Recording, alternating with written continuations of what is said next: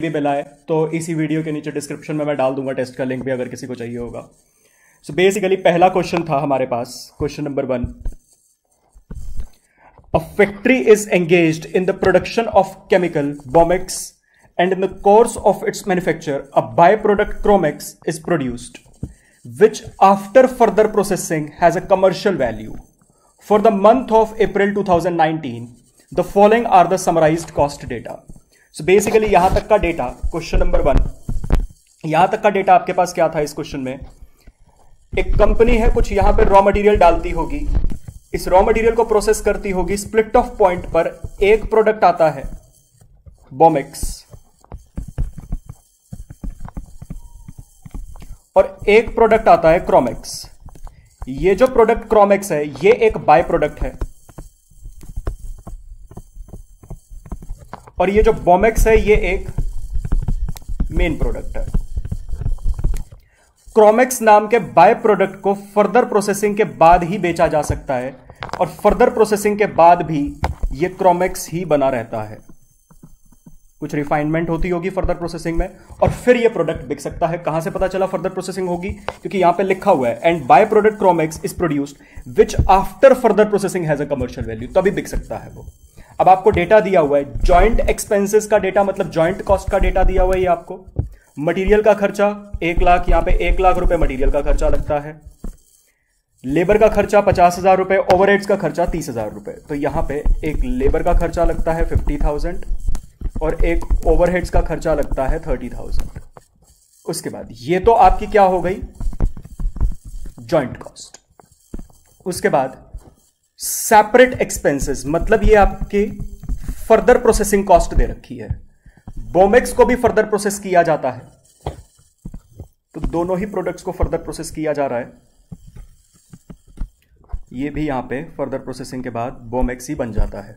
बोमेक्स को further process करने में 6,000, 20,000 और 10,000 ये खर्चा आता है, तो टोटल एक तरह से फर्दर प्रोसेसिंग कॉस्ट 36,000 हो गई।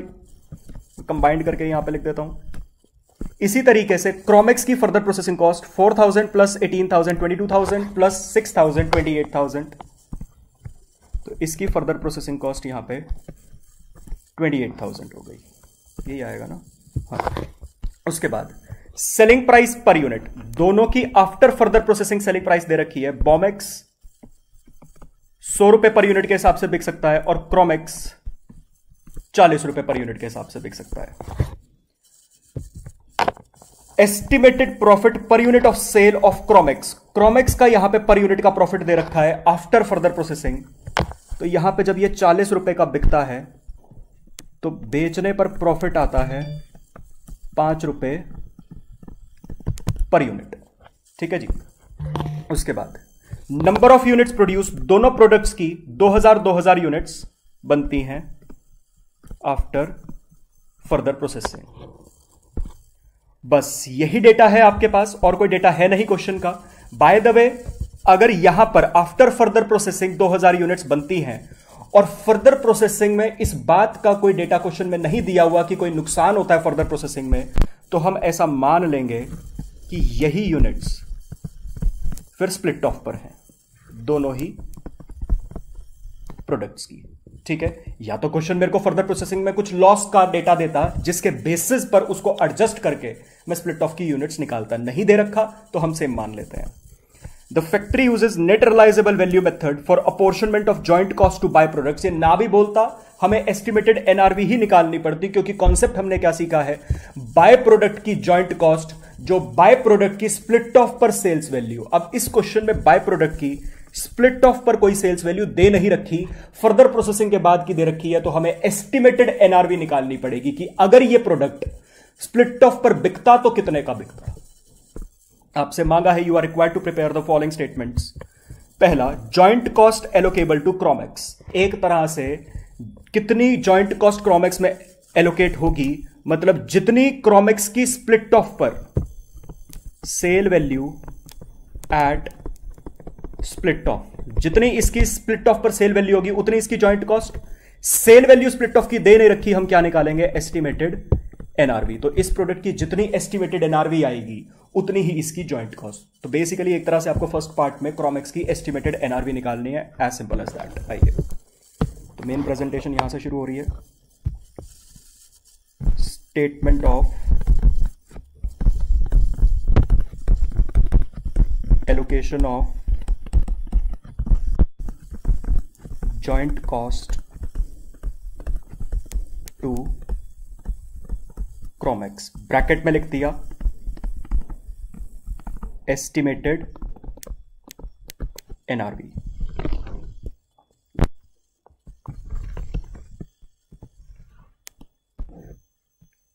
Particulars amount. अब सबसे पहले तो फाइनल सेल्स वैल्यू,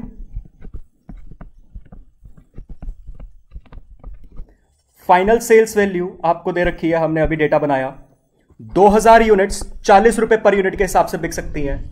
तो ये आपकी फाइनल सेल्स वैल्यू आ जाएगी 2000 यूनिट्स इंटू 40, ये आ जाएगी 80,000 माइनस प्रॉफिट। प्रॉफिट माइनस होता है, उसके बाद फर्दर प्रोसेसिंग कॉस्ट एक तरह से रिवर्स जा रहे हैं। स्प्लिट ऑफ से फर्दर प्रोसेसिंग के बाद तक आने के लिए जो जो चीजें ऐड करी थी वो अब माइनस हो जाएगी, रिवर्स हो जाएगा। तो 5 रुपए पर यूनिट का प्रॉफिट था, 2000 इंटू 5 10,000 का, तो प्रॉफिट माइनस हो जाएगा, minus further processing cost. Further processing cost थी इस प्रोडक्ट की 28,000। अगर क्वेश्चन में सेलिंग एक्सपेंसेस दिए होते तो वो भी माइनस कर देते, जबकि दिए नहीं हुए। बस यही आपके पास एस्टिमेटेड एनआरवी और जॉइंट कॉस्ट ऑफ क्रॉमेक्स, ये आपके पास आ जाएगी। ये कितना आता है? 80,000 माइनस 10,000 माइनस 28,000, 42,000। तो टोटल जॉइंट कॉस्ट में से 42,000 की जॉइंट कॉस्ट क्रॉमेक्स में अपोर्शन हो जाएगी।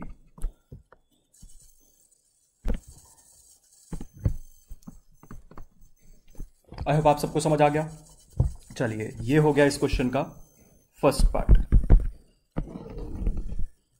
उसके बाद सेकेंड पार्ट में आपसे मांगा है product wise and overall profitability of the factory for April 2019। Product wise और ओवरऑल प्रॉफिटेबिलिटी निकालनी है। तो सेकेंड पार्ट आसान है बिल्कुल, ये भी statement of profit.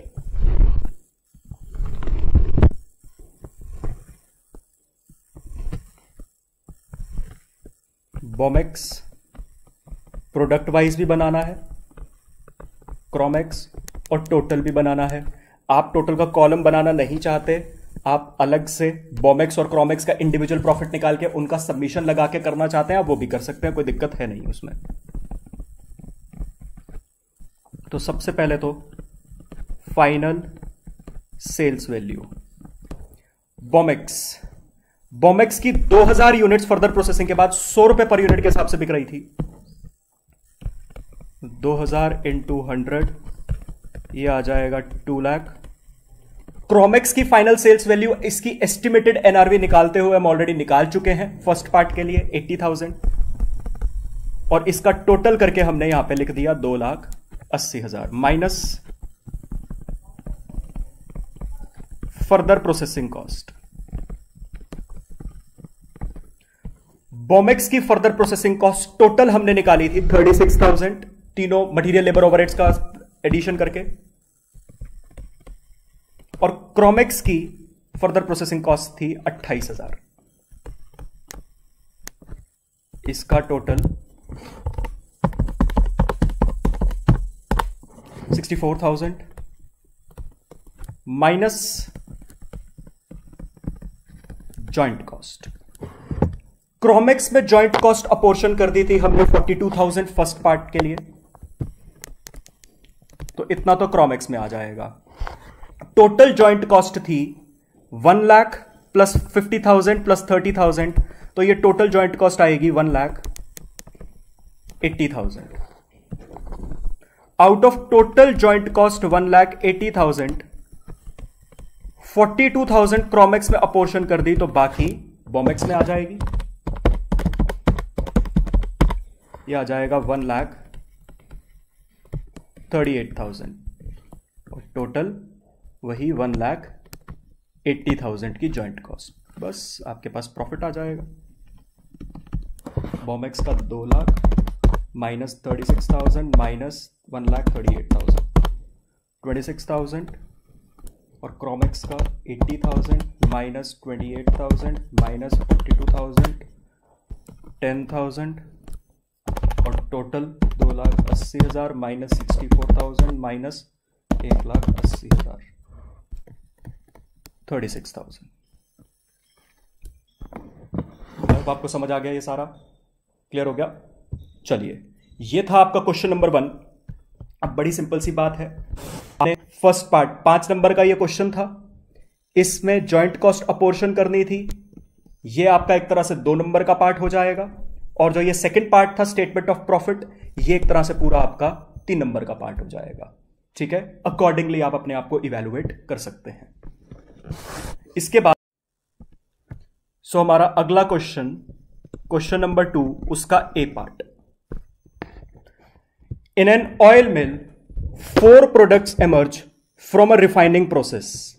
The total cost of input during the quarter ending March 2019 is 22,20,000. The output, sales and additional processing cost are as under. So basically, यहां पे आपको डेटा अगर समझें, कुछ रॉ मटेरियल डालते होंगे,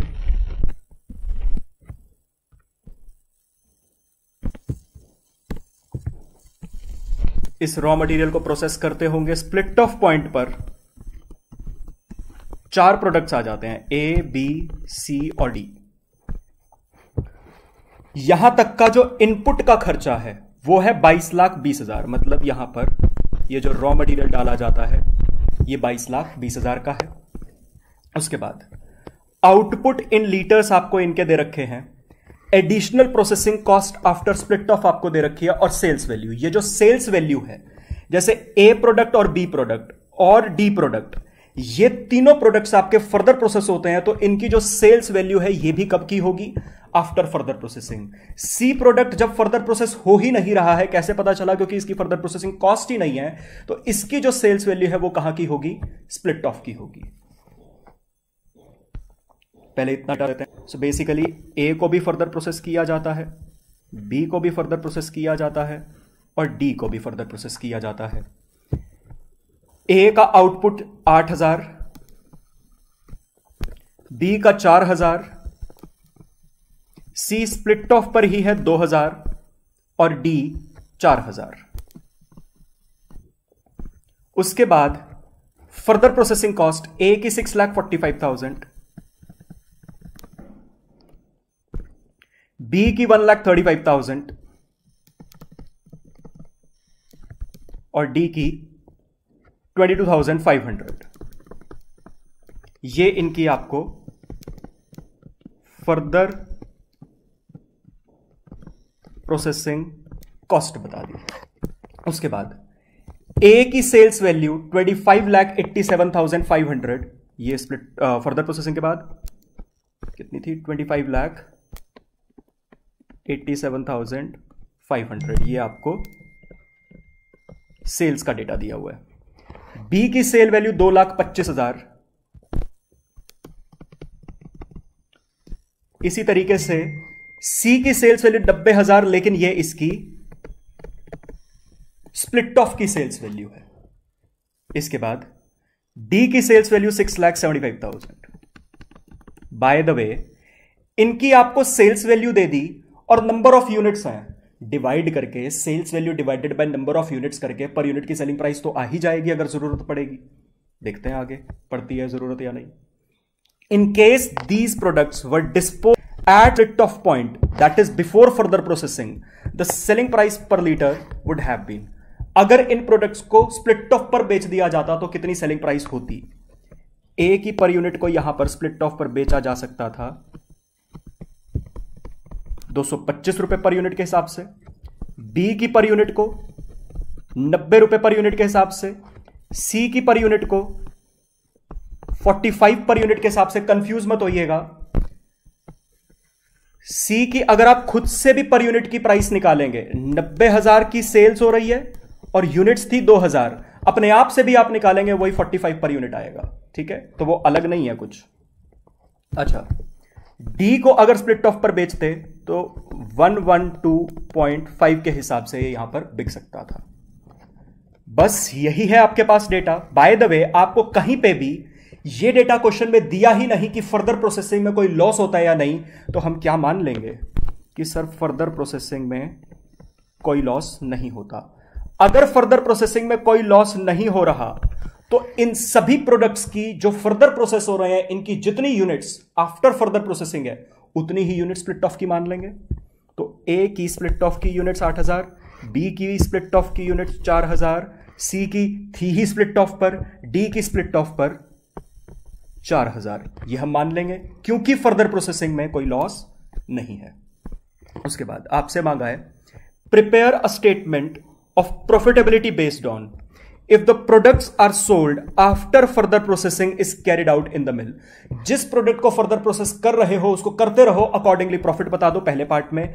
if they are sold at the split off, तो बड़ी सिंपल सी बात है, फर्दर प्रोसेसिंग के बाद बेचे तो क्या प्रॉफिट आएगा, अगर स्प्लिट ऑफ पर बेचे तो क्या प्रॉफिट आएगा।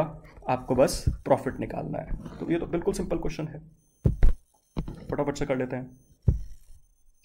पहला part, statement of profit if sold after further processing. 4 products थे,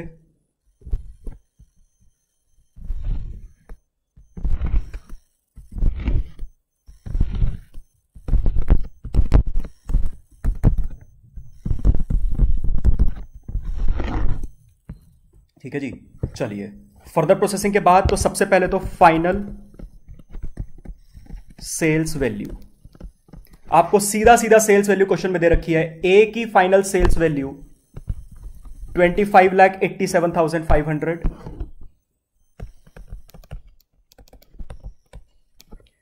बी की फाइनल सेल्स वैल्यू 2,25,000,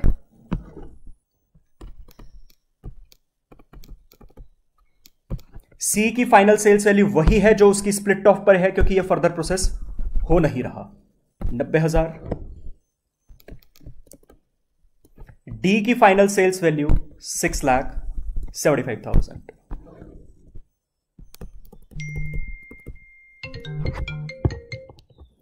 माइनस करेंगे इसमें से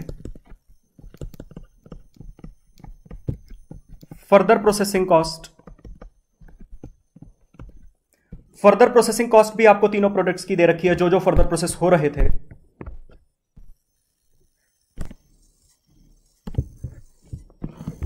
तो फर्दर प्रोसेसिंग कॉस्ट माइनस करनी है अब इसमें से। ए की फर्दर प्रोसेसिंग कॉस्ट थी 6,45,000,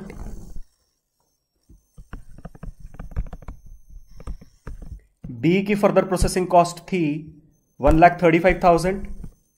सारा data as it is question का है। सी प्रोडक्ट फर्दर प्रोसेस हो ही नहीं रहा था और डी की फर्दर प्रोसेसिंग कॉस्ट थी 22,500।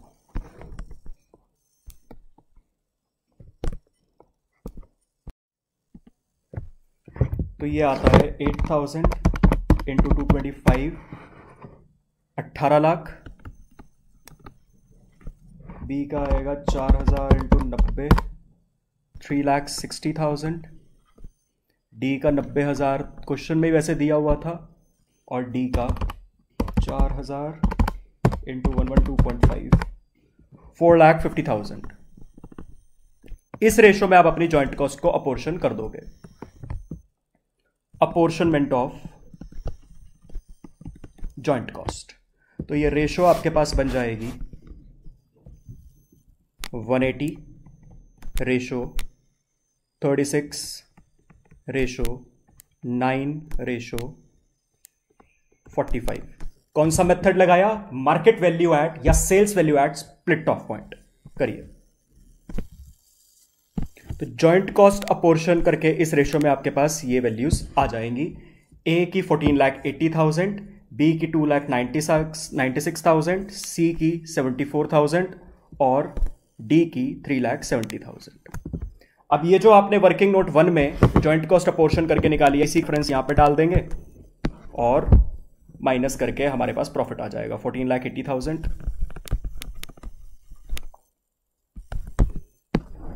2,96,000। इसमें कंफ्यूज मत हो जाना कि सर आपने ये वाला मेथड क्यों लगाया, सेल्स वैल्यू वाला। फिजिकल आउटपुट मेथड भी तो लग सकता था, लेकिन मैंने आपको बताया जब क्वेश्चन कुछ नहीं कहता तो मोस्ट सूटेबल मेथड आपका सेल वैल्यू मेथड रहता है।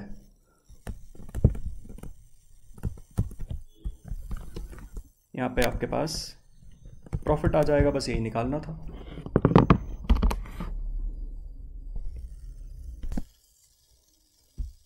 तो ये सब माइनस करने के बाद आपके पास ये प्रॉफिट्स आ जाएंगे। ए में प्रॉफिट, बी में 2,06,000 का लॉस आ रहा है, सी में प्रॉफिट और डी में प्रॉफिट। ठीक है जी। अब सेकंड पार्ट में आपसे क्वेश्चन ने कहा था अगर स्प्लिट ऑफ पर ही बेच दें तो बताइए।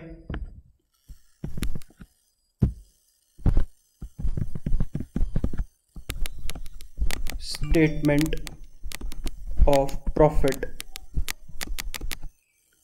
If sold at split of. अब इसके लिए एक स्टेटमेंट बना लेते हैं।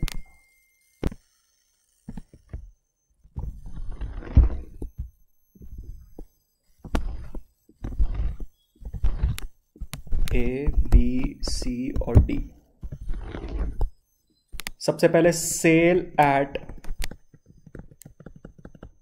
Split off. स्प्लिट ऑफ की सेल्स वैल्यू चारों प्रोडक्ट्स की आप ऑलरेडी अपने वर्किंग नोट में यहां पर निकाल चुके हो। ठीक है जी। सीधा सीधा ये उठा लेंगे। ए की 18 लाख, दोबारा कंप्यूट करने की जरूरत नहीं है। बी की 3,60,000, सी की 90,000 क्वेश्चन में ही दे रखी थी एज इट इज, और डी की 4,50,000। माइनस करेंगे इसमें से joint cost, again working note 1 का रेफरेंस डाल के सेम आपने निकाल रखी है वर्किंग नोट 1 में 14,80,000, 2,96,000,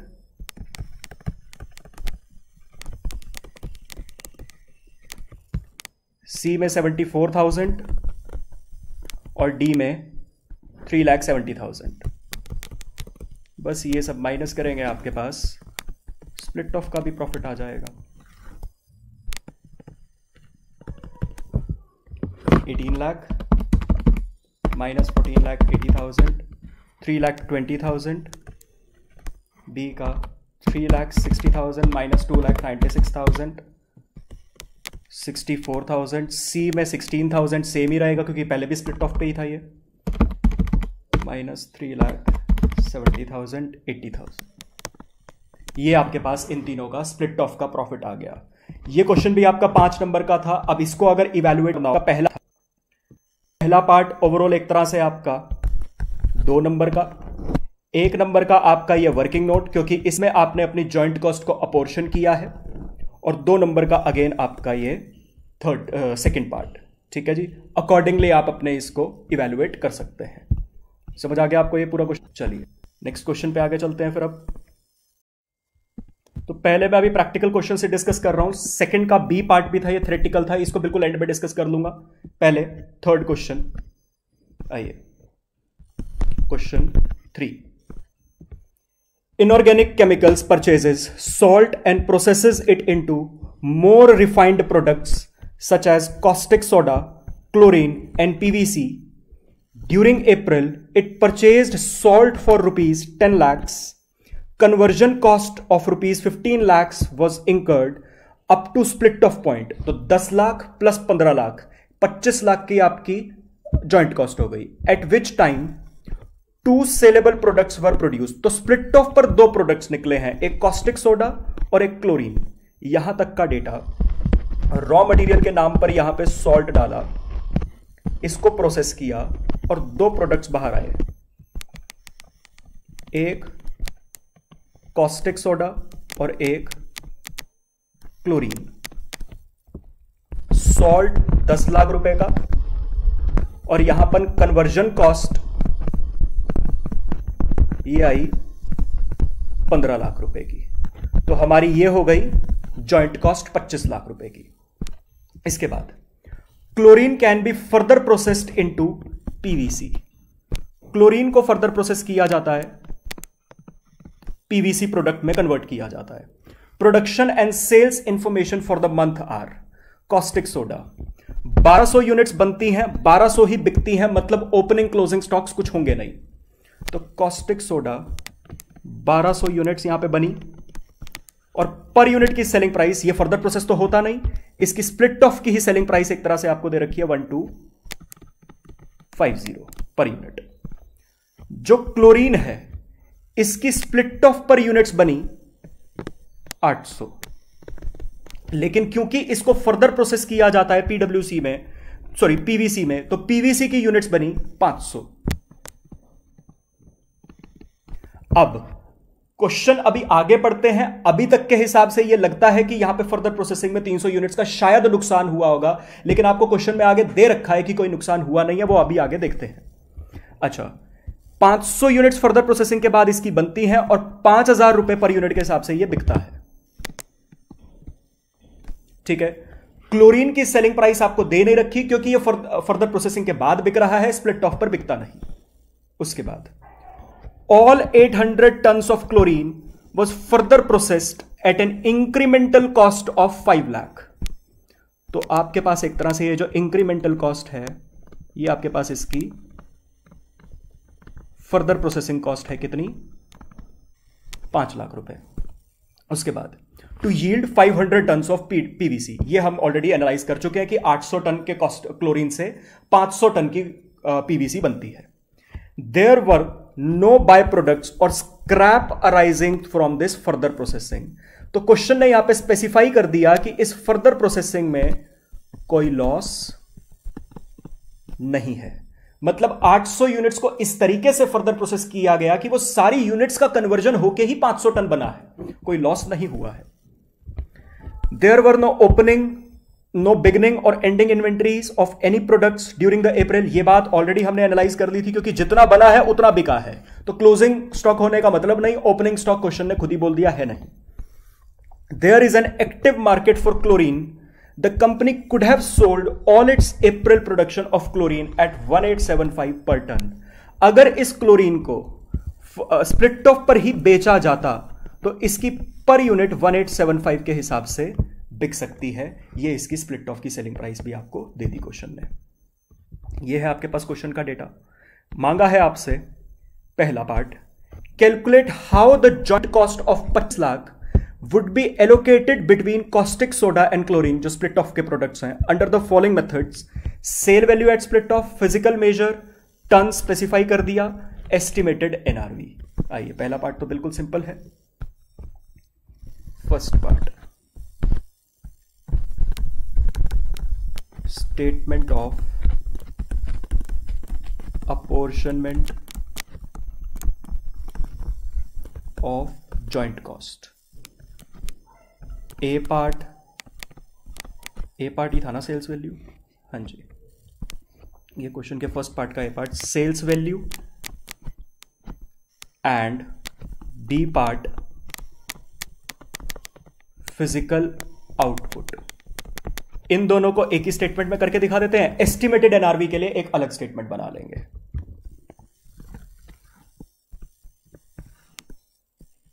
तो पहली बात, दो प्रोडक्ट्स हैं, एक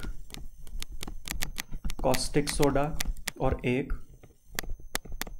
क्लोरीन। स्प्लिट ऑफ वाले ही प्रोडक्ट्स लिखने पड़ेंगे क्योंकि उन्हीं में जॉइंट कॉस्ट बांटनी है। तो सबसे पहले हमने यहां पे लिखी यूनिट्स एट स्प्लिट ऑफ, इसको ए नाम दे देते हैं।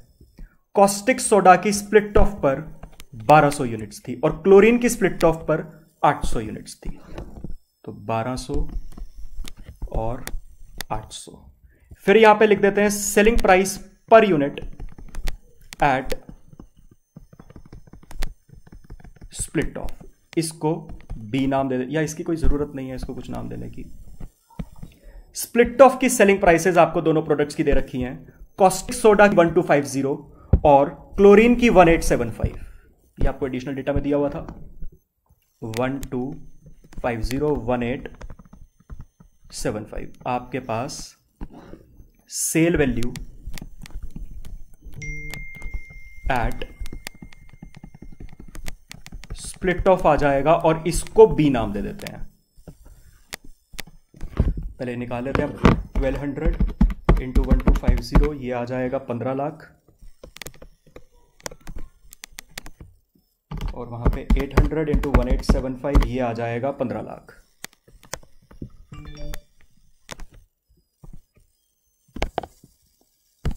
बस अब इस रेशो में बांट देंगे। पहले तो apportionment of JC sale value, पहले सेल वैल्यू के रेशो में रेशो बनेगी 1:1। 15 लाख थी, इक्वल इक्वल कॉस्ट बढ़ जाएगी। जॉइंट कॉस्ट थी आपकी 25 lakh.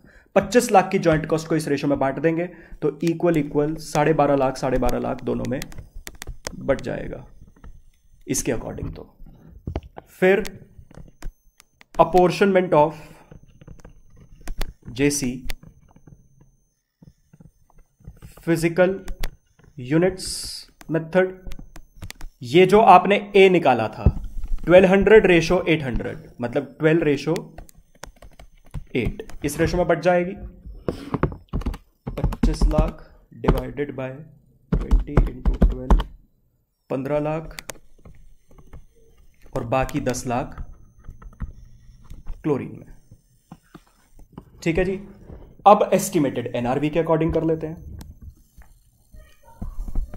Statement of apportionment of JC estimated NRV. हालांकि सिर्फ क्लोरीन ही फर्दर प्रोसेस हो रहा था तो हमें यहां पर एक तो मैंने लिखा कॉस्टिक सोडा, दूसरा यहां पे लिखा क्लोरीन।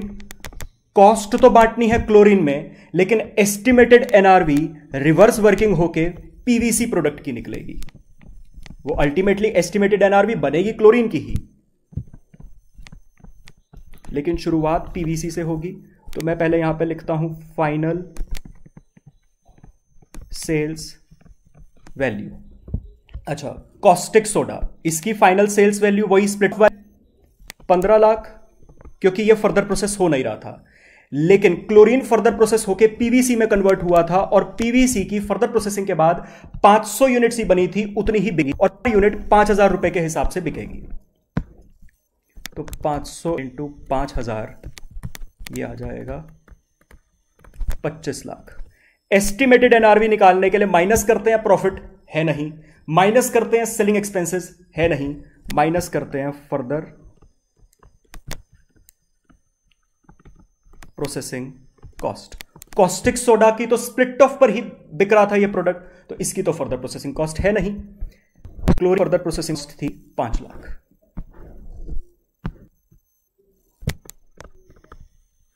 ये माइनस हो गई यहां से। अच्छा, आपके मन में कंफ्यूजन आ रही होगी, सर एस्टिमेटेड एनआरवी फिर सिर्फ क्लोरीन के लिए ही बना लेते ना, कॉस्टिक सोडा के लिए क्यों बनाया? अगर क्वेश्चन में सेलिंग एक्सपेंसेस होते तो जो प्रोडक्ट स्प्लिट ऑफ पर भी बिक रहा है उसके भी सेलिंग एक्सपेंसेस माइनस करने होते हैं, इसलिए मैंने उसका भी कॉलम बनाया। ऑल्दो यहां पे सेम ही आ जाएगा, एस्टिमेटेड एनआरवी कॉस्टिक सोडा की 15 लाख और इसकी 20 लाख। अब इस रेशो में apportionment of joint cost 15:20। 25 lakh की जॉइंट कॉस्ट थी डिवाइडेड बाय 35 इंटू 15, ये बनता है 1071429।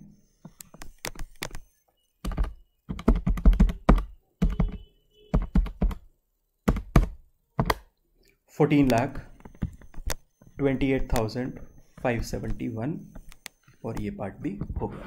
आई होप आपको समझ आ गया, बिल्कुल आसान था ये। तो ये इस क्वेश्चन का फर्स्ट पार्ट पूरा हो चुका है। अब इसका सेकंड पार्ट आइए देखते हैं। State what is the gross margin percentage of caustic soda and PVC under the 3 methods. पहली बात, कांस्टेंट ग्रॉस मार्जिन नहीं बोला है, सिर्फ ग्रॉस मार्जिन बोला है। कांस्टेंट बोलने का मतलब overall form. Gross margin specify कर दिया क्वेश्चन ने, मेरे को प्रोडक्ट वाइज चाहिए, कॉस्टिक सोडा का अलग, पीवीसी का अलग। ध्यान रखिएगा, यहां पे बहुत बच्चे गलती कर बैठते हैं, ओवरऑल कंपनी का प्रॉफिट मार्जिन निकाल के बैठ जाते हैं। ओवरऑल कंपनी का ग्रॉस मार्जिन तब निकालना था अगर यहां पे पहली बात क्वेश्चन लिखता कांस्टेंट लिखा। दूसरी बात, क्वेश्चन ने स्पेसिफाई कर दिया कि मेरे को gross margin percentage caustic soda और पीवीसी मतलब दोनों प्रोडक्ट्स का अलग अलग चाहिए, ओवरऑल फॉर्म का नहीं चाहिए। दूसरी बात, प्रॉफिट निकालोगे फिर उसकी परसेंटेज निकालोगे। प्रॉफिट निकालने के लिए सेल्स माइनस खर्चे करोगे, और जब खर्चे माइनस करोगे उन खर्चों में जॉइंट कॉस्ट भी आएगी। ये जॉइंट कॉस्ट जो तीनों मेथड से आपने अपोर्शन करी है पहले पार्ट में, तीनों मेथड के अकॉर्डिंग अलग अलग जॉइंट कॉस्ट अपोर्शन हुई है, वो अलग अलग माइनस करके अलग अलग प्रॉफिट आएगा और अलग अलग परसेंटेज आएगी। वो सारी बताओ। आइए, कैलकुलेशन ऑफ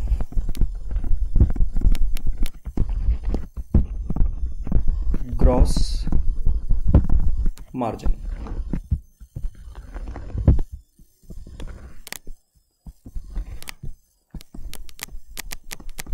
कॉस्टिक सोडा, और यहां पे क्लोरीन नहीं लिखा, पीवीसी मतलब फर्दर प्रोसेसिंग के बाद का करना है पर्टिकुलर्स। तो सबसे पहले तो फाइनल सेल्स वैल्यू, ये हम ऑलरेडी निकाल चुके हैं आप दोनों प्रोडक्ट्स की। कॉस्टिक सोडा की final sales value split off वाली ही है 15 लाख, और पीवीसी की final sales value after further processing 25 lakh हमने यहां पे निकाली थी अभी पहले। तो यही उठा के लिख देते हैं, minus further processing cost. Caustic soda के लिए तो फर्दर प्रोसेसिंग कॉस्ट थी ही नहीं, पीवीसी में 5 लाख की फर्दर प्रोसेसिंग कॉस्ट माइनस करनी है जॉइंट कॉस्ट। अब इनको अलग अलग नाम देंगे। जॉइंट कॉस्ट आपने 3 मेथड से निकाली है, सेल्स वैल्यू मेथड से, इसके हिसाब से इसको पार्ट नंबर 1 दे देते हैं। फिजिकल आउटपुट मेथड से इसको पार्ट नंबर 2 दे देते हैं, और एस्टिमेटेड एनआरवी से इसको पार्ट नंबर 3 दे देते हैं। तो सेल वैल्यू मेथड से जब आपने जॉइंट कॉस्ट अपोर्शन करी थी, मेरे ख्याल से इक्वल इक्वल आई थी, हाँ 12.5 लाख 12.5 लाख, तो वही आ जाएगी दोनों में।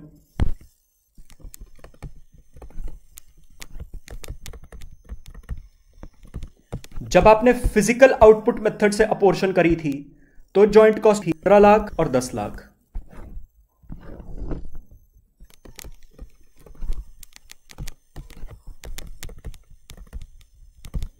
अभी आपने एस्टिमेटेड एनआरवी से जब अपोर्शन करी तो जॉइंट कॉस्ट आई थी 10,71,429,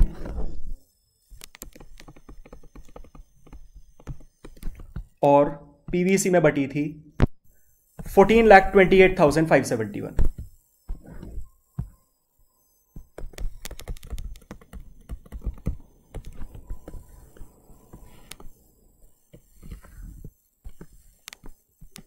अब आपका मार्जिन आ जाएगा, ग्रॉस मार्जिन। हमें परसेंटेज निकालनी है लेकिन पहले मार्जिन। अच्छा, अब 3 मार्जिन आएंगे क्योंकि 3 तरीके की जॉइंट कॉस्ट अलग अलग माइनस, ये नालायकों की तरह कहीं तीनों इकट्ठे माइनस मत कर देना, ये अलग अलग पार्ट्स हैं एक तरह से। तो पहले तो 15 लाख माइनस पहले तरीके वाली जॉइंट कॉस्ट माइनस करेंगे 12,50,000, आपके पास मार्जिन आएगा 2.5 लाख। ये मार्जिन ये वाली जॉइंट कॉस्ट को माइनस करने पर आया है। उसके बाद फिर 15 लाख माइनस 15 लाख, इसमें मार्जिन आएगा निल। ये निल मार्जिन ये वाली जॉइंट कॉस्ट माइनस करने पर आया है। उसके बाद 15 लाख माइनस 10,71,429, 428,571।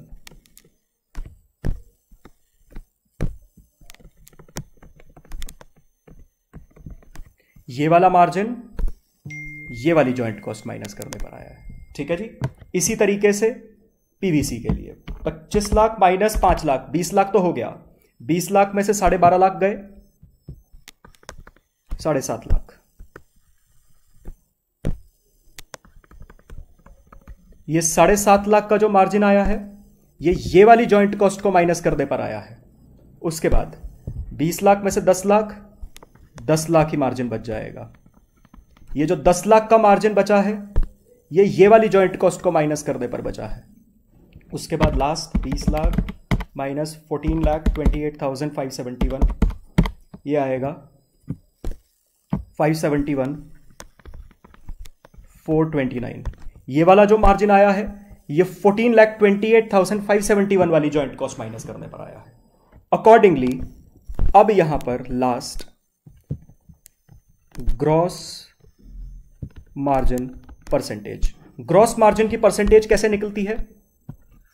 मार्जिन जो भी आपने पहले पार्ट में निकाला divided by sales into 100। Margin divided by revenue into 100 करना है। तो सबसे पहले 2.5 लाख का मार्जिन पहले पार्ट में डिवाइडेड बाय सेल्स थी 15 lakh,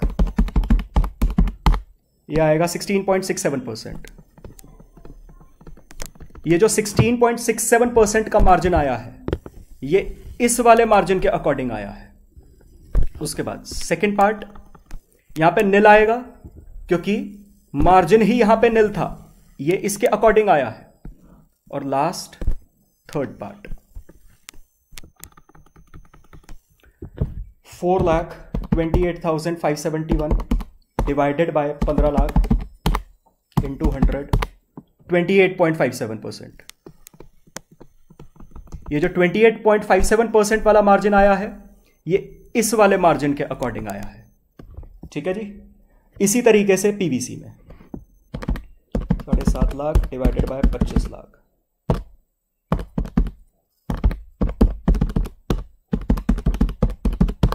30%।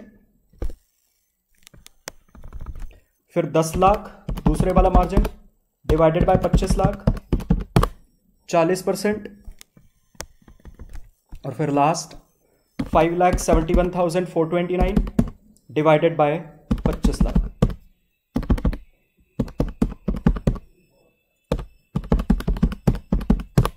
22.86%। So this is it. ये था आपका इस क्वेश्चन का सेकंड पार्ट। बस अब लास्ट पार्ट रह गया इस क्वेश्चन का, थर्ड पार्ट। आइए third part, life time swimming pool products offers to purchase 800 tons of chlorine in May at 1875 per ton. मतलब अब आपके पास एक कंपनी आई है और उस कंपनी ने ऑफर किया है, आप इनको फर्दर करके पीवीसी में कन्वर्ट करके मत बेचिए, हम आपसे इस प्रोडक्ट को स्प्लिट ऑफ पर ही खरीदने को तैयार हैं, आपकी पूरी की पूरी 800 यूनिट्स 1857 के हिसाब से।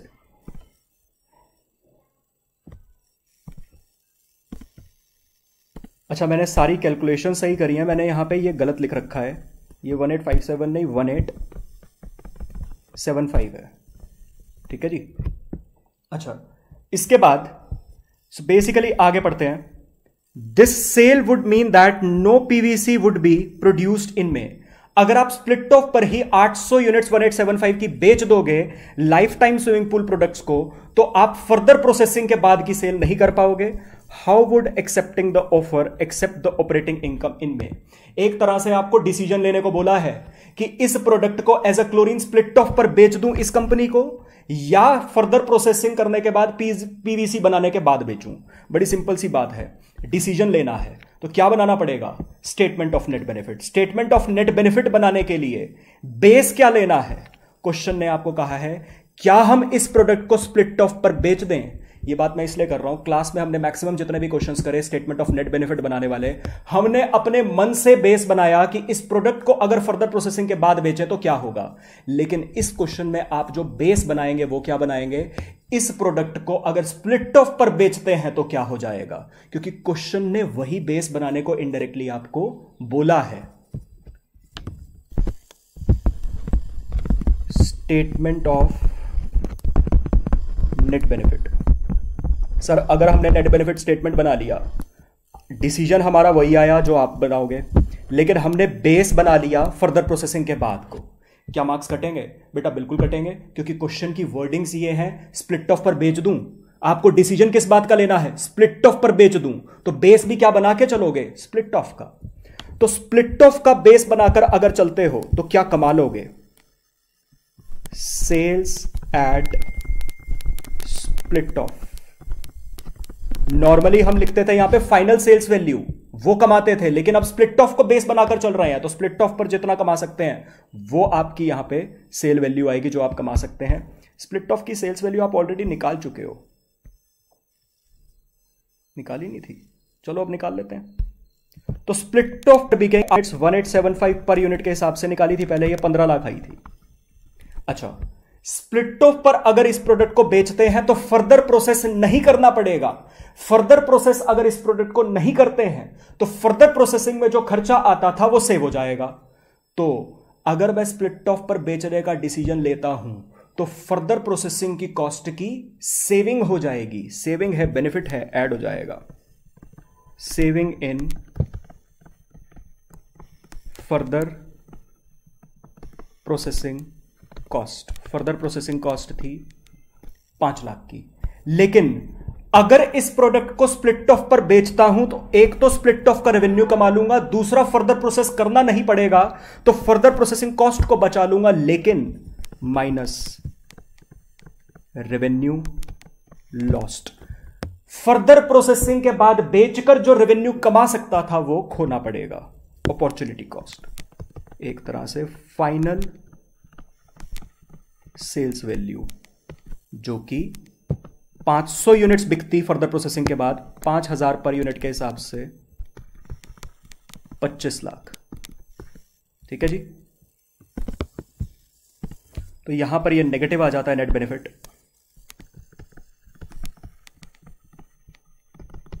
5 लाख।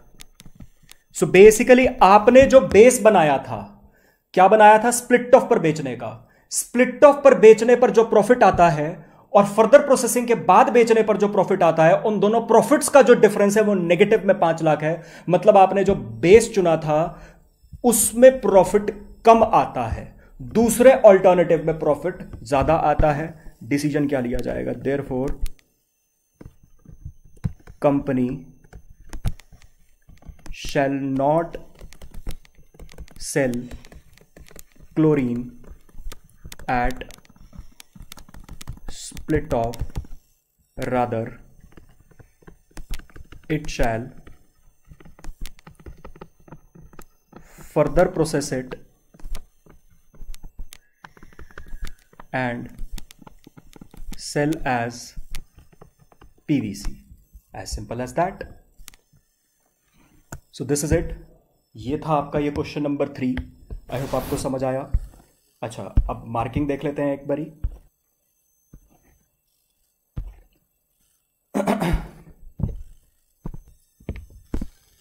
सो बेसिकली आप एक तरह से जो ये आपका फर्स्ट पार्ट था इसको 3 नंबर का मान लो।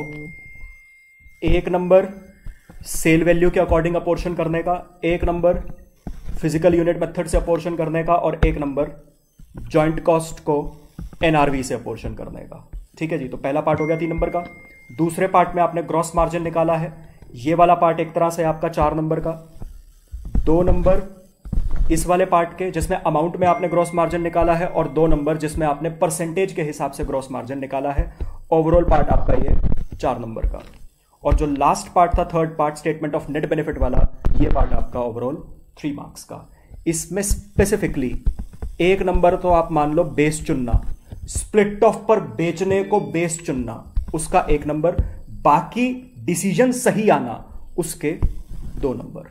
मतलब सर अगर आपने बेस आफ्टर फर्दर प्रोसेसिंग वाला चुना होता, आपका डिसीजन तब भी सही आता, लेकिन आपने बेस गलत चुना होता तो आपका 1 मार्क कटता ही कटता, और अकॉर्डिंगली आपको बाकी सब कुछ सही होता तो 2 नंबर अलॉट होते।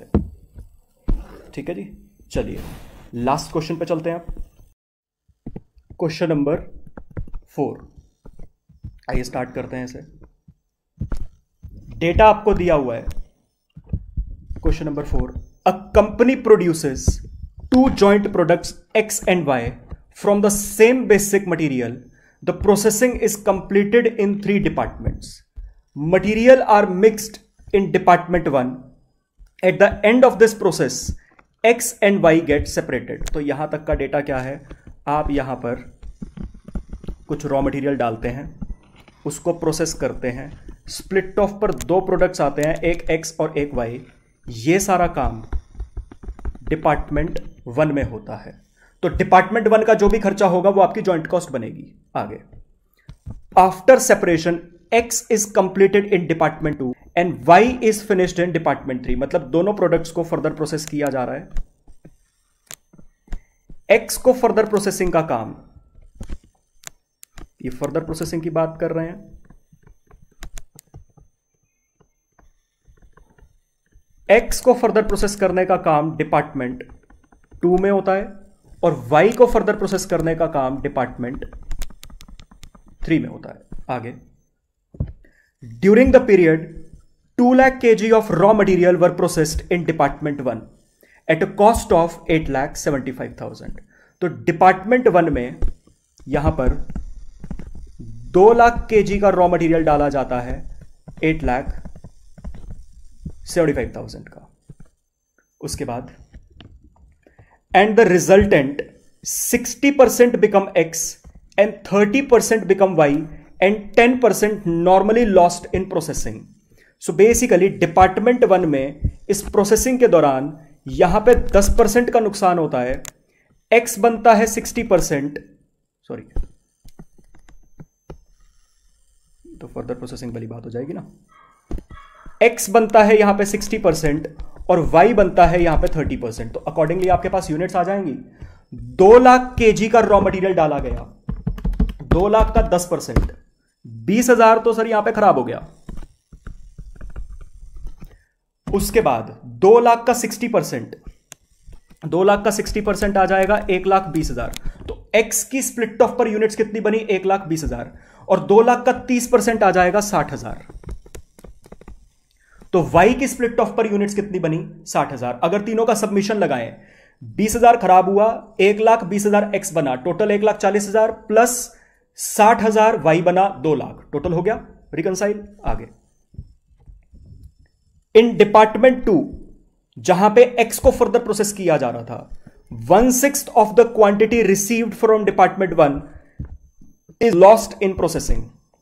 सो डिपार्टमेंट 1 से X मिला, डिपार्टमेंट 2 की बात कर रहे हैं. डिपार्टमेंट 1 से X आया, उसको डिपार्टमेंट 2 में भेजा गया. जितना इनपुट डिपार्टमेंट 1 से डिपार्टमेंट 2 में डाला गया, ये इनपुट है. कितना इनपुट डाला गया होगा? पूरा का पूरा 1,20,000. इसका यहां पर लॉस हुआ 1/6, मतलब 1,20,000 डिवाइडेड बाय 6. यहां पर डिपार्टमेंट 1 में लॉस होता है कितना? 20,000. मतलब फर्दर प्रोसेसिंग के बाद X कितना बन के बाहर आता है? 1 लाख. ये X की प्रोडक्शन की यूनिट्स है आफ्टर फर्दर प्रोसेसिंग. उसके बाद X is further processed in department 2 at a cost of 1,80,000. X को फर्दर प्रोसेस जो यहां पे किया जा रहा है, इसके लिए कॉस्ट 1,80,000. अच्छा, ये जो फर्दर प्रोसेसिंग कॉस्ट है 1,80,000, ये कितने इनपुट को प्रोसेस करने पर आ रही है? सर इनपुट तो पूरा ही डाला गया था ना, 1,20,000 पूरे इनपुट को प्रोसेस करने पर. मैं पूछूं 1,80,000 की जो फर्दर प्रोसेसिंग की कॉस्ट है, ये कितने आउटपुट पर है? सर पूरा 1 लाख यूनिट्स का आउटपुट बना है इतना खर्चा करने पे. आगे, इन डिपार्टमेंट 3 जिसमें Y को फर्दर प्रोसेस किया जा रहा था, further new material added to the material received from department 1 and weight mixture is doubled. There is no quantity lost in department and further processing cost is 1,50,000. So basically यहां पे बोल रहा है department 3 में जहां पे Y को further process किया जा रहा था, डिपार्टमेंट 3 में एक तो इनपुट आया जो Y का खुद का स्प्लिट ऑफ पर बना था, उसमें डिपार्टमेंट 3 का अपना मटेरियल डाला गया. इस तरीके से डाला गया कि फर्दर प्रोसेसिंग के बाद Y की यूनिट्स डबल हो गई और कितनी बन गई? 1,20,000. ये तो हो गया डबलिंग इफेक्ट यूनिट्स का. क्वेश्चन ने बोल रखा था. फिर क्वेश्चन ने बोला डिपार्टमेंट 3 में कोई लॉस नहीं है, बल्कि यूनिट्स डबल हो रही हैं. और फर्दर प्रोसेसिंग का यहां पे खर्चा कितना आया, ये क्वेश्चन ने बोला 1.5 लाख का। ठीक है जी, आगे the details of sales during the year. जब फर्दर प्रोसेसिंग कर रहे हैं तो जो भी ये सेल्स का डेटा दे रखा है, ये आफ्टर फर्दर प्रोसेसिंग दे रखा है। एक्स की यूनिट्स बिकती हैं 90,000, तो ये डेटा आपको सेल्स का दे रखा है। एक्स की यूनिट्स यहां पे बिकती हैं 90,000, वाई की बिकती हैं 1,15,000। तो एक्स की बनी है 1 लाख, बिकी है 90,000, वाई की बनी है 1,20,000, बिकी है 1,15,000। पर यूनिट की सेलिंग प्राइस 10 रुपए एंड 4 रुपए रिस्पेक्टिवली आपको दे रखी है। समझ आ गया? अच्छा, ऑब्वियसली यहां से एक बात का एनालिसिस तो हम लगा ही सकते हैं कि इसका क्लोजिंग स्टॉक यहां पे बचा होगा। कितना बचा होगा? 10,000। और जो ये वाई है इसका भी यहां पर क्लोजिंग स्टॉक बचा होगा। कितना बचा होगा? 5,000। ठीक है, ऑल्दो इसका एज सच क्या यूज होगा वो बाद में देखेंगे। ये मैं इसलिए बता रहा हूं, जैसे क्वेश्चन में लाइन होती है there were no opening and closing stock, यहां पे ये लाइन नहीं हो सकती। ओपनिंग के लिए तो बोला जा सकता है कि ओपनिंग स्टॉक नहीं होगा, क्लोजिंग के लिए नहीं बोला जा सकता। तो वही लिखा हुआ है, there were no opening stock, सिर्फ ओपनिंग स्टॉक के लिए लिखा हुआ है क्योंकि क्लोजिंग स्टॉक तो है। If these products sold at split of, the selling price of x and why would be 8 and 4 respectively. अगर इनको स्प्लिट ऑफ पर बेचा जाता तो ए की पर यूनिट 8 रुपए के हिसाब से बिकती और वाई की पर यूनिट 4 रुपए के हिसाब से। सेम है? हाँ, तो वाई स्प्लिट ऑफ पर भी 4 रुपए के हिसाब से बिक सकता था, फर्दर प्रोसेसिंग के बाद भी 4 रुपए के हिसाब से। फर्क यह है, स्प्लिट ऑफ पर बिकेगा तो 1,60,000 यूनिट्स, फर्दर प्रोसेसिंग के बाद बिकेगा तो 1,20,000 बनी है। ऑल्दो अभी बिकी 1,15,000 है, लेकिन बिकेंगी तो सारी 1,20,000, चाहे सेलिंग प्राइस पर यूनिट वही है। आगे बस ये डेटा है, आपसे मांगा है। पहला part, prepare a statement showing the apportionment of joint cost to X and Y in proportion of sales value at split off. तो पहले तो आपको जेसी अपॉर्शन करनी है sales value at split off की रेशो में। आई होप आपको पूरा क्वेश्चन समझ आ गया डेटा। आइए, पहला part, statement of apportionment of joint cost sales value method में। दो प्रोडक्ट्स हैं एक्स वाई।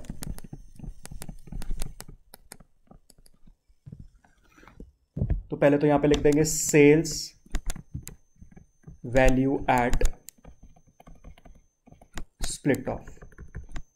एक्स की यूनिट्स अगर स्प्लिट ऑफ पर बिकती तो कितनी बिकती?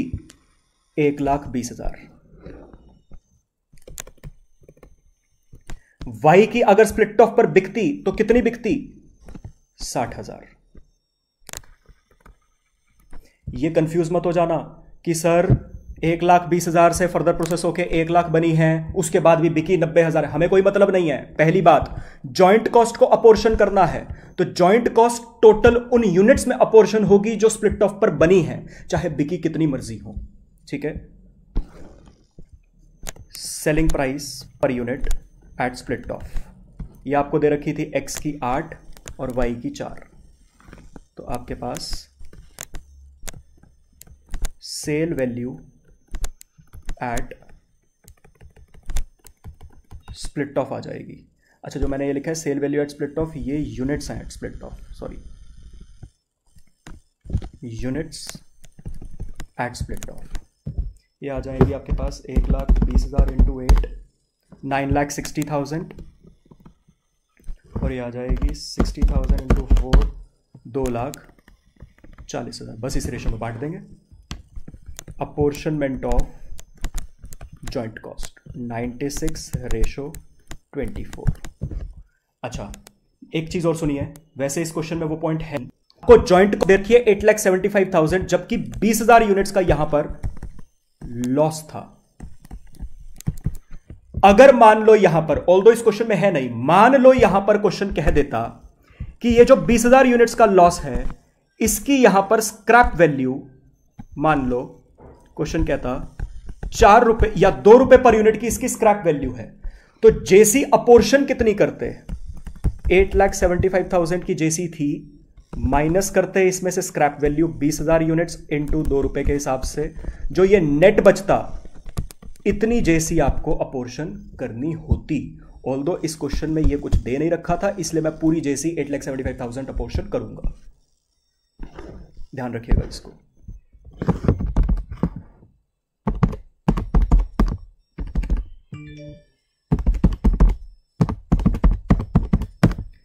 ये आ जाएगा 7 लाख राउंड ऑफ करके, और बाकी 1,75,000 वाई में। ये हो गया आपका फर्स्ट पार्ट, आसान था बिल्कुल। सेकंड पार्ट,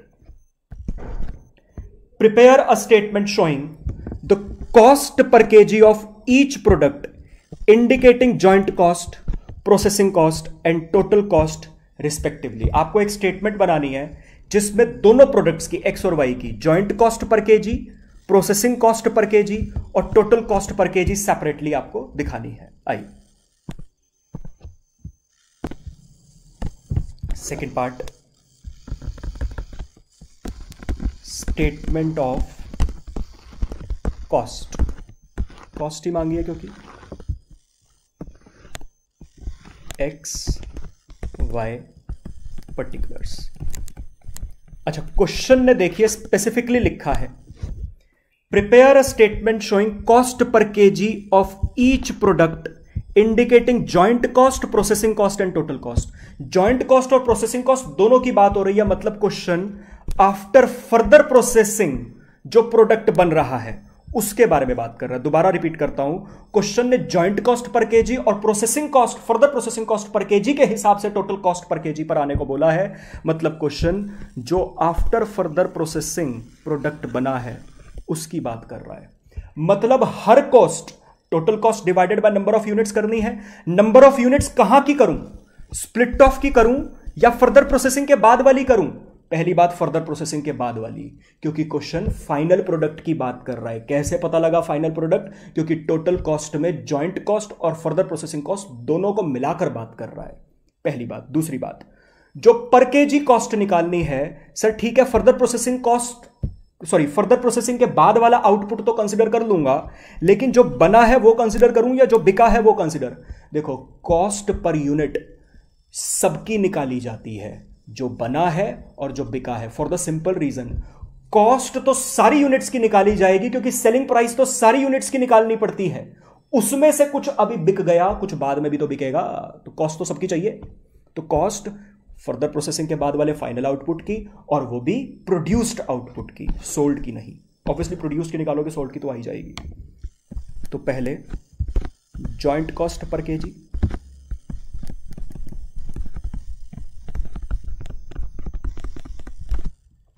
एक्स की जॉइंट कॉस्ट हमने बांटी थी 7 lakh, divided by x after further processing बना कितना है, 1 लाख। तो इसकी जॉइंट कॉस्ट पर केजी 7 रुपए, 1 लाख ही बना था ना। हाँ, इसी तरीके से वाई के हिस्से में जॉइंट कॉस्ट आई थी 1,75,000, और ये फर्दर प्रोसेसिंग के बाद बना कितना था, 1,20,000। तो इसकी जॉइंट कॉस्ट पर केजी आ जाएगी 1.46 कर देते राउंड ऑफ करके। Further processing cost per KG, x को फर्दर प्रोसेस करने का टोटल खर्चा 1,80,000 डिवाइडेड बाय 1 लाख यूनिट्स बनी, ये आ जाएगा 1.8। वाई को फर्दर प्रोसेस करने का टोटल खर्चा 1.5 लाख डिवाइडेड बाय 1,20,000 यूनिट्स बनी, इसका पर केजी का फर्दर प्रोसेसिंग का खर्चा 1.25। ऐड करके आपके पास टोटल कॉस्ट पर केजी आ जाएगा। ये आ जाएगा 8.8 और ये आ जाएगा 1.46 प्लस 1.25 2.71। समझ आ गया आपको ये? चलिए, ये था इस क्वेश्चन का सेकंड पार्ट। अब बढ़ते हैं थर्ड पार्ट की तरफ। तो थर्ड पार्ट में आपसे मांगा है prepare a statement showing product wise profit for the year. Product wise profit निकालना है। अच्छा, प्रॉफिटेबिलिटी सोल्ड यूनिट्स पे ही निकलती है, ध्यान रखिएगा। डिसीजन मेकिंग, जब भी आपको डिसीजन लेना है, डिसीजन मेकिंग प्रोडक्शन पर निकलता है, क्योंकि जो टोटल बना है उसके रिगार्डिंग डिसीजन लोगे, और प्रॉफिट तो बिका है, तो प्रॉफिट निकालने के लिए सोल्ड यूनिट्स कंसीडर करी जाएंगी। तो हम इस थर्ड पार्ट में तो स्टेटमेंट ऑफ प्रॉफिट बनाना है।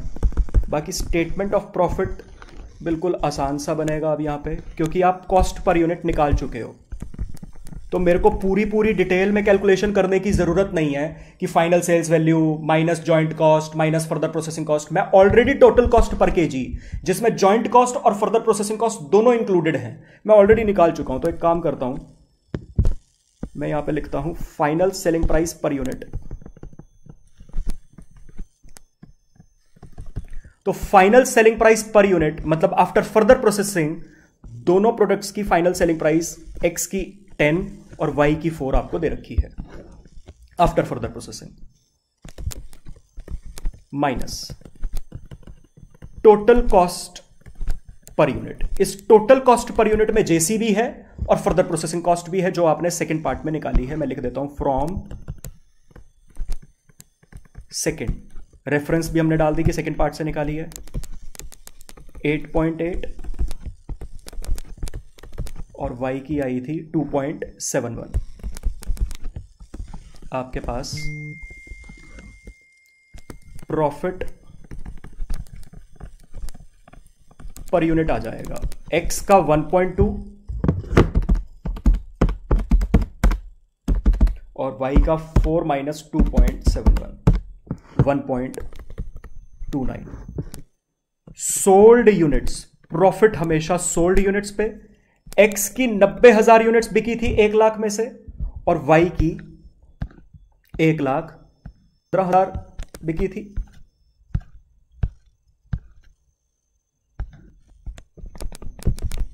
बस मल्टीप्लाई करेंगे इन दोनों को, आपके पास टोटल प्रॉफिट आ जाएगा दोनों प्रोडक्ट्स का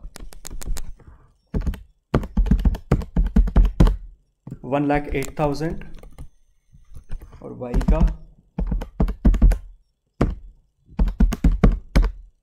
1,48,350। ठीक है जी, आसान था ये भी। ये था आपका इस क्वेश्चन का थर्ड पार्ट। बस अब last part, fourth part. On the basis of the profits before and after further processing of x and y, give your comment that product should be further processed और not. So basically आपको decision लेना है। यहां पे क्या बनाना पड़ेगा? Statement of net benefit. अब यहां पर नेट बेनिफिट बनाते हुए सबसे बड़ी गलती, पहले तो एक्स वाई। अच्छा, इस क्वेश्चन में अब आपको कुछ भी बेस लेने के लिए, जैसे पिछले क्वेश्चन में बोला था वैसा तो कुछ बोला नहीं है, तो हम हमेशा अगर कुछ नहीं बोलता क्वेश्चन तो हम बेस क्या लेते हैं कि भैया हम तो फर्दर प्रोसेसिंग के बाद बेचेंगे। ये बेस बना लिया। अब स्टेटमेंट ऑफ नेट बेनिफिट बना के प्रॉफिट निकाल लेते हैं। नेट बेनिफिट क्या? दो ऑल्टरनेटिव्स के प्रॉफिट का डिफरेंस। तो हमने बेस बनाया कि भाई हम तो फर्दर प्रोसेसिंग के बाद बेचेंगे। Final sales value after further processing. अब यहां पर एक गलती, जैसे मैं x के रेफरेंस में अगर बात करूं, x की फर्दर प्रोसेसिंग के बाद यूनिट्स बनी थी 1 लाख, जबकि बिकी थी 90,000। अब फाइनल सेल्स वैल्यू 90,000 लिखूं या 1 लाख यूनिट्स के हिसाब से लिखूं, तो ध्यान रखिएगा, मैंने अभी आपको बताया डिसीजन मेकिंग के लिए प्रोडक्शन वाली यूनिट्स यूज करते हैं और प्रॉफिट निकालने के लिए सोल्ड यूनिट्स यूज करते हैं। क्यों? देखो, प्रॉफिट तो आया ही उन यूनिट्स पे होगा जो बिकी हैं, लेकिन जब आपको डिसीजन लेना है कि फर्दर प्रोसेस करूं या स्प्लिट ऑफ पर ही बेच दूं, डिसीजन तो सारी यूनिट्स के रिस्पेक्ट में लोगे ना। समझ आया? वो बात अलग है। अब आपकी फर्दर प्रोसेसिंग के बाद 1 लाख यूनिट्स बन गई, जबकि बिकी 90,000 यूनिट्स, डिसीजन तो आपको पूरी 1,00,000 यूनिट्स के लिए लेना पड़ेगा कि सारी की सारी यूनिट स्प्लिट ऑफ पर बना के बेच देता या फर्दर प्रोसेसिंग के बाद। समझ आया?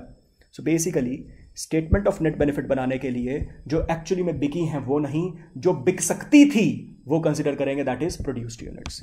तो एक्स की 1,00,000 यूनिट्स बिक सकती थी, पर यूनिट की सेलिंग प्राइस 10 रुपए, ये आ जाएगा आपके पास 10 लाख, ध्यान रखिएगा। इसी तरीके से वाई की 1,20,000 यूनिट्स बिक सकती थी, पर यूनिट 4 रुपए के हिसाब से ये आ जाएगा 4,80,000। तो यहां पे मेन गलती होती है, प्लीज ध्यान रखिएगा। मैं आपके रेफरेंस के लिए लिख भी देता हूं, प्रोडक्शन वाली यूनिट्स कंसिडर करनी है क्योंकि इसी के बेसिस पर डिसीजन लिया जाता है। ठीक है जी, मैं यहां पे और स्पेसिफाई भी कर देता हूं क्योंकि आपको डिसीजन लेना है। अच्छा, माइनस इतना कमाने के लिए क्या खोना पड़ेगा? अगर स्प्लिट ऑफ पर बेचते तो जो कमा सकते थे वो अब खोना पड़ेगा फर्दर प्रोसेसिंग के बाद का कमाने के लिए। माइनस रेवेन्यू लॉस्ट, जो कि sale value at split off है। Sale value at split off, x की यूनिट्स अगर स्प्लिट ऑफ पर बिकती तो कितनी बिकती? एक्स की यूनिट स्प्लिट ऑफ पर बनी ही कितनी थी? 1,20,000। ये आपने निकाल रखी है sale value at split off. X की यूनिट स्प्लिट ऑफ पर बनी ही 1,20,000 थी, तो बिकती भी कितनी? 1,20,000। वाई की यूनिट्स बनी ही कितनी थी? 60,000। स्प्लिट ऑफ पर तो बिकेंगे भी कितनी? 60,000। दूसरी गलती यहां पे होती है। क्या गलती? यहां पे हम कहते हैं कि further processing cost, sorry final sales value, क्योंकि मैंने 1,00,000 यूनिट्स की लिखी है तो हम रेवेन्यू लॉस्ट भी 1,00,000 यूनिट्स के हिसाब से दिखा देते हैं। ऐसा नहीं है। अगर आप फर्दर प्रोसेसिंग के बाद बेचोगे तो 1,00,000 बिक सकती हैं। अगर आप इन यूनिट्स को फर्दर प्रोसेस ना करते, स्प्लिट ऑफ पे ही छोड़ देते, तो 1,20,000 बनी थी वो बिकती। तो 1,20,000 मल्टीप्लाई बाय इसकी पर यूनिट 8 रुपए के हिसाब से 9,60,000। ये वैसे आपने फर्स्ट पार्ट में निकाला हुआ था। इसी तरीके से वाई की स्प्लिट ऑफ पर 60,000 ही बनी थी और पर यूनिट 4 रुपए के हिसाब से 2,40,000। तो दूसरा गलती वाला पॉइंट ये है, ध्यान रखिएगा इसको। आगे माइनस फर्दर प्रोसेसिंग कॉस्ट, ये तो आपको इंकर करनी ही पड़ेगी अगर आपको फर्दर प्रोसेसिंग के बाद वाला रेवेन्यू कमाना है। एक्स को फर्दर प्रोसेस करने पे खर्चा 1,80,000 और वाई को फर्दर प्रोसेस करने पे खर्चा 1.5 लाख। बहुत बच्चे यहां पे पूरे क्वेश्चन में गलती क्या करते हैं, पहले स्टेप में फाइनल सेल्स वैल्यू 1,00,000 यूनिट्स की लिखने की बजाय यहां पर 90,000 यूनिट्स की लिख देते हैं। ऐसी वाई में 1,15,000 की। इसी हिसाब से जो ये सेल वैल्यू है, कुछ नालायक यहां पे सेल वैल्यू गलत लिख देते हैं और कुछ लोग फर्दर प्रोसेसिंग कॉस्ट 1,80,000 की इसको प्रोपोर्शनेट कर देते हैं। तो प्लीज ऐसा नहीं करना है। बस ये सब माइनस करके आपके पास नेट बेनिफिट आ जाएगा। अगर नेट बेनिफिट पॉजिटिव होगा तो फर्दर प्रोसेस करना चाहिए, अगर नेगेटिव होगा तो फर्दर प्रोसेस नहीं करना चाहिए। ठीक है। सो बेसिकली एक्स का नेट बेनिफिट नेगेटिव आ रहा है तो इसको स्प्लिट ऑफ पर ही बेचना चाहिए, और इसका नेट बेनिफिट पॉजिटिव आ रहा है तो इसको फर्दर प्रोसेसिंग के बाद।